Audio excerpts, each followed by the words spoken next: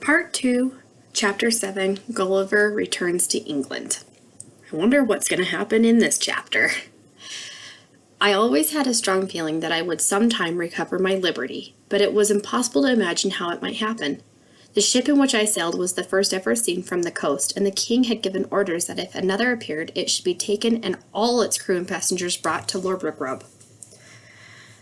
He strongly wished to get a woman of my size so that we might have children, but I would rather die than leave descendants to be kept in cages like canaries, and perhaps even sold as curiosities.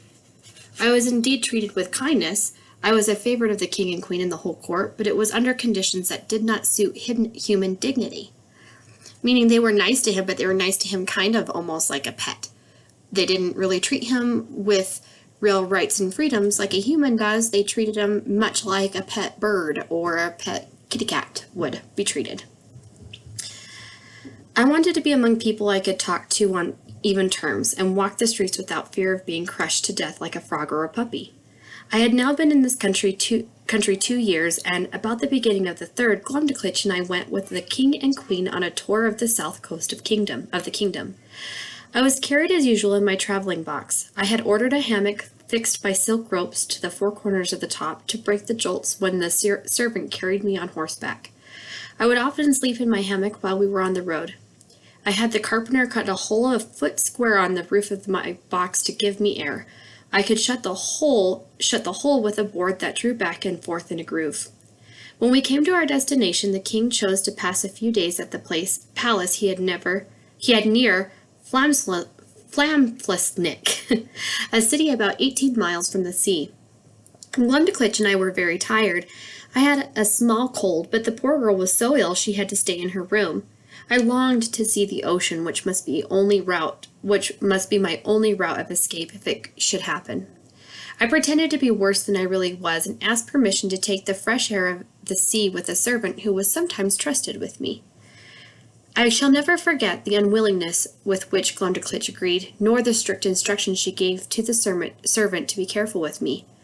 At the same time, she burst into a flood of tears as if she had some foreboding of what was going to happen. So she kind of had, foreboding means she kind of has a bad feeling about what's going to happen. The boy took me out of the box about half-hour's walk from the palace towards the rocks on the seashore. I ordered him to set me down, and lifting one of my sashes, I looked sadly towards the sea. I felt ill and told the servant I had a mind to take a nap in my hammock. We shut the window to keep out the cold, and I soon fell asleep. All I can suppose is that while I slept, the servant, thinking no danger could happen, went looking for eggs among the rocks. Earlier, I had seen him searching and picking up 1 or 2 in the clefts. In any case, I found myself suddenly awakened with a violent pull on the handle of the top of my box. I felt the box raised very high in the air and then carried forward with amazing speed. The first jolt almost shook me out of my hammock, but after that, the motion was easy enough. I called out several times as loud as I could, but to no purpose. I looked out the windows but could see nothing but clouds and sky. I heard a noise over my head like the flapping of wings, and then I began to realize that some eagle had got the ring of my box in its beak, intending to let it fall on a rock, like a turtle in a shell, and then pick out my body and eat it. That's kind of scary. In a little time, I noticed the noise and flutter of wings increased very fast, and my box was tossed up and down like a sign on a windy day. I heard several blows given to the eagle, or so I thought, and then, all of a sudden, I felt myself falling straight down for more than a minute. The drop was so fast I almost lost my breath. My fall stopped with a terrible splash that sounded to me like the Niagara Falls. I was in the dark for another minute, and then my box began to rise so that I could see light at the tops of my windows.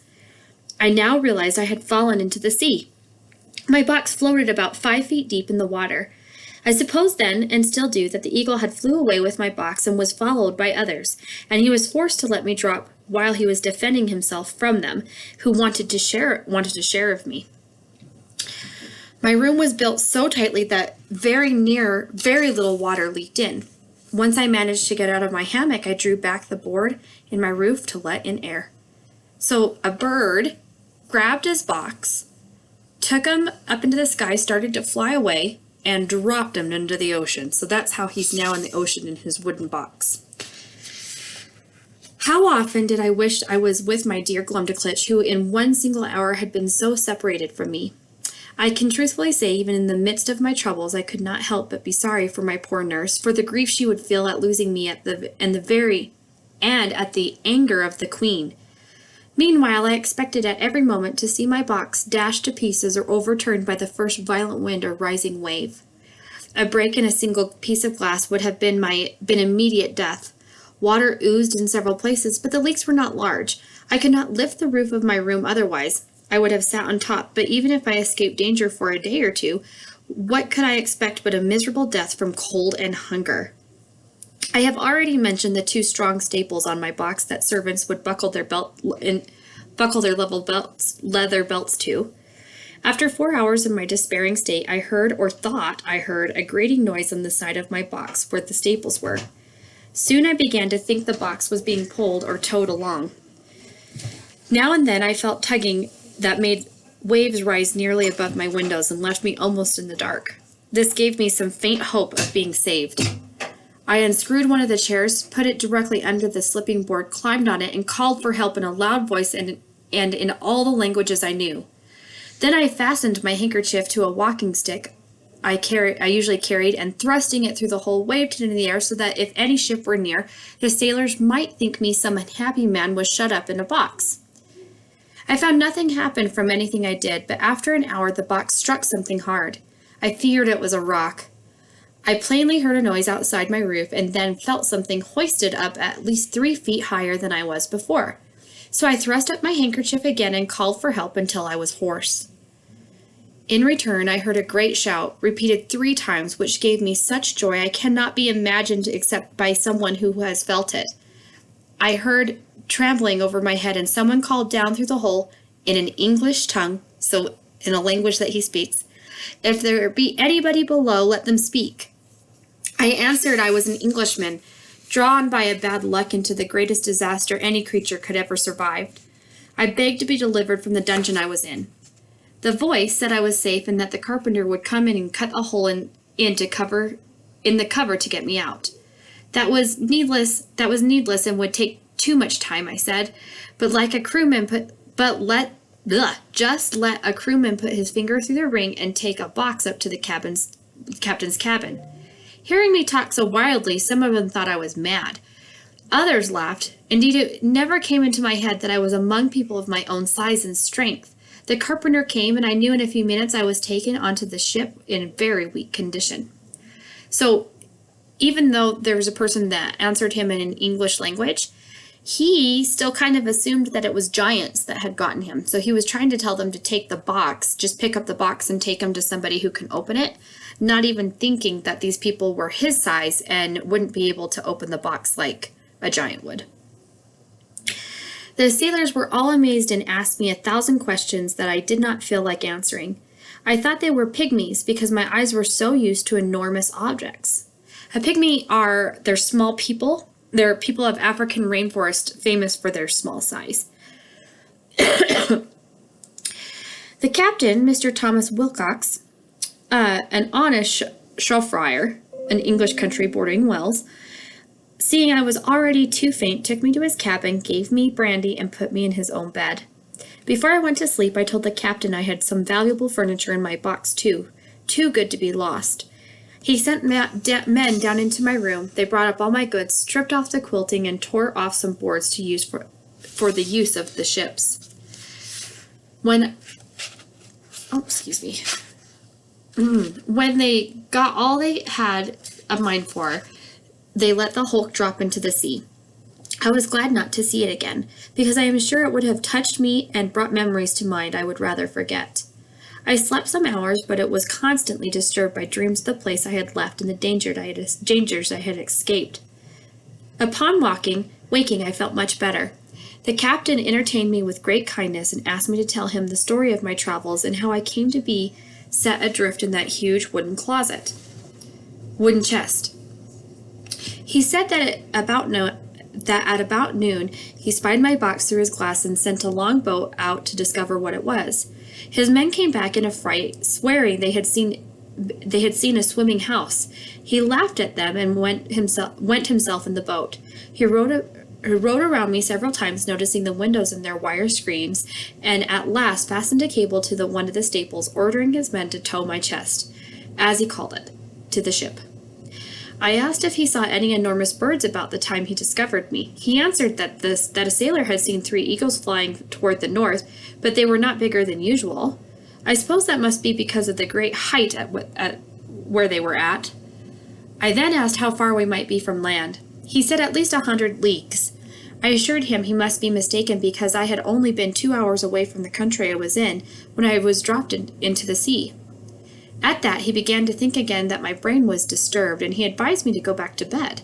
I assured him I felt well refreshed. Then he grew serious and asked if I was troubled in my mind with a crime I had committed, for which I was punished by being cast away in the chest. He said his suspicions were raised by my absurd speeches as well as my odd behavior. So he spent 2 years in this land of giants, and so he's acting very weird.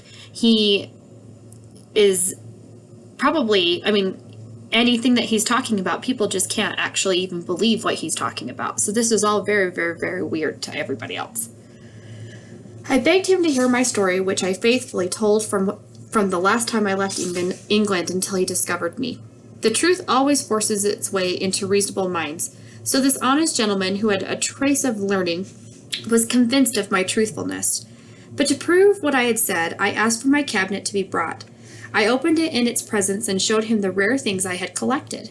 There was a comb made from the stumps of the king's beard, some combings of my queen's hair, 4 wasp stingers, a gold ring the queen one day took from her little finger and gave it to me to wear like a collar, and the pants I had on, which made from a mouse's skin.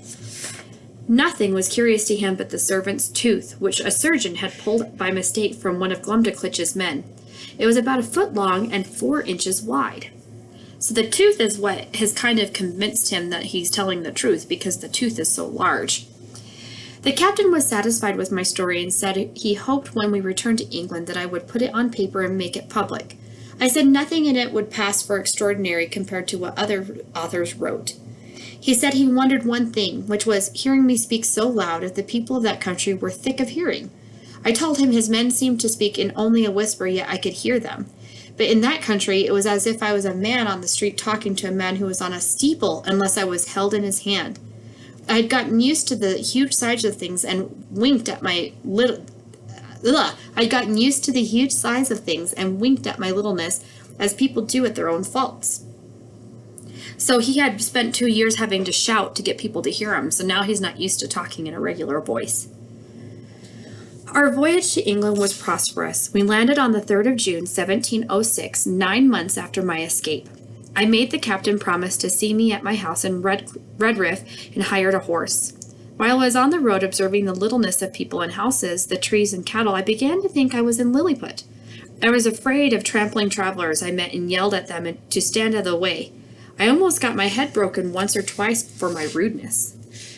When I came to my house, which I was forced to ask directions to find, I bent down to go in, like a goose going under a gate, for fear of striking my head. My wife ran out to embrace me, but I stooped lower than her knees, thinking she could otherwise never be able to reach my mouth. My daughter kneeled to ask my blessing, but I could not see her until she stood up, having been so used to looking above 60 feet in the air. In short, I behaved so strangely they believed I had lost my wits. I mention this as an example of my great power of habit and prejudice. In a little time, my family and I came to a right understanding, but my wife protested I should never go to sea any more. In the meantime, here I end my story. So it was a pretty interesting story. He had 2 different lands that he went to. Both of them made him act very weird when he made it back home. And the sentence right here is, I mentioned this as an example of the great power of habit and prejudice. So that might have a little inkling of theme there. He was in such a habit of always kneeling and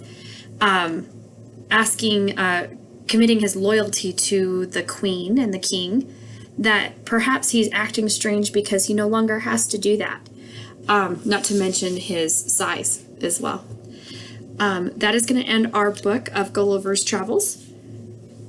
So we will start tomorrow. We will be starting a settings, character trait, and plot organizer for you guys to complete.